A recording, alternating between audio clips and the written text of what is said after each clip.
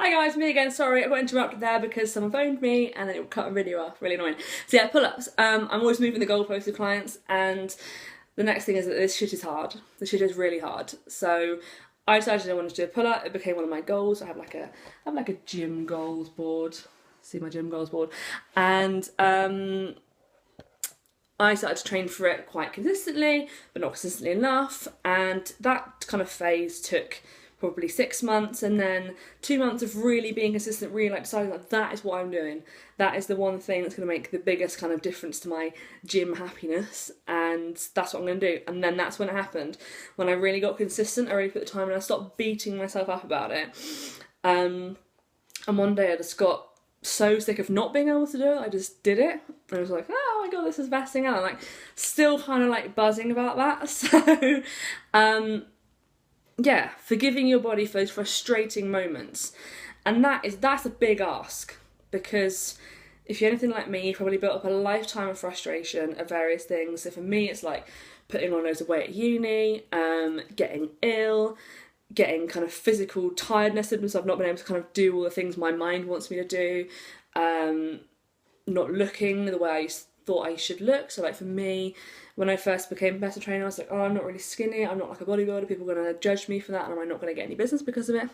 Actually, the opposite has ended up being the reality. So I am normal, it's ended up being my real selling point. And all those things add up, and that frustration's got to go somewhere. It's not just going to like leave your body and float out in the ether, just like, you know, the things you eat don't leave your body and just float away. You're consuming that frustration. So if you're keeping that in you and storing it somewhere, it's going to do something. It's going to create some kind of disease, not disease, some kind of illness, some kind of pain somewhere. And for me, that pain settles in my hips, right hip in particular. So if I'm particularly stressed, then my right hip will pretty much jam up. So my hip flexor will tighten right up. I'll start getting a bit of kind of like bum pain in the muscle I was bang on about, the glute med, and yes, stretching, yes, rolling, all that makes a difference. It really does. But focusing on why that feeling is there, why am I getting wound up, what am I holding on to, is so important. So seeing clients, like, yes, the stretching and the rolling is helping, but at the same time, if you're going through periods of kind of consistent chronic stress, or really kind of hard-hitting, like bang, stress moment, then hip locking up, resulting often in lower back pain, and sometimes shoulder pain as well, is a real key indicator. So finding a way to release that and to let that frustration at your body go is a huge deal. So how do I do that? That's the biggest kind of thing you're going to ask next. So for me, something I'm focusing on at the moment is trying to meditate on the areas that I am frustrated by. So like I said, my right hip is a frustrating area for me at times. And now that I've kind of started to really, so I'm trying to meditate on it for 3 minutes a day, not very long. And now that I've stopped identifying myself as someone who suffers from hip pain, that's a big deal. So do not label yourself. Like, I know some people think that putting a label on something is helpful. I don't think it is, because then you are this. You are someone that has hip pain, or you are someone that has weight to lose, or you are someone that is weak, someone that has no upper body strength, someone that has no determination. I don't let people say those things in the gym. I don't like to hear I'm weak. Nah, we don't need to say that, because anything you say becomes what you are, regardless of whether or not you believe it. So stop using negative language about yourself. Find some time to sit in silence and focus on the body part that you want to change, and forgive your body for not complying to your high standards in that respect.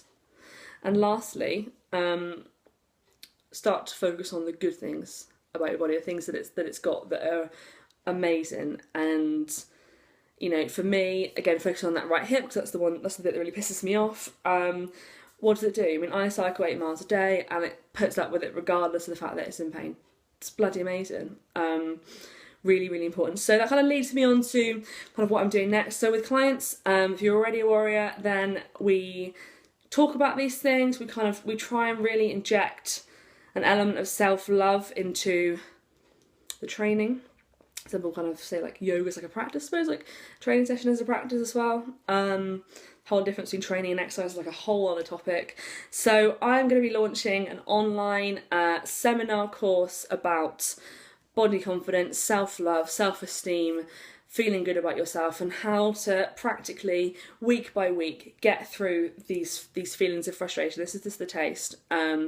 So to stop hating your body, to stop resenting your body, to stop feeling like you just cannot lose the weight, because there are so many other things at play. If you don't kind of delve in and figure out what these things are, then the superficial stuff isn't really going to work, particularly with stuff like losing weight. You really need to find out why the weight is there in the first place. And yes, the food is the reason on the surface, and the lack of moving is the reason on the surface, but there are so many reasons underneath that. They need to be uncovered first, or in conjunction with it, and then the kind of everything will start to resolve itself in one way. So I'm going to be posting details of that below. If you're interested, please let me know. I will add you to the group, and we'll be getting started next week. So Warriors is a special discount for you. I'll let you know about that separately. Non-Warriors, I will also post details below for what it's all going to be about. Awesome, cool. Hope it's been helpful for today. Any questions, as ever, please don't hesitate to comment below. I will come back to you as soon as I can. Thanks very much. Have a great day. Bye for now.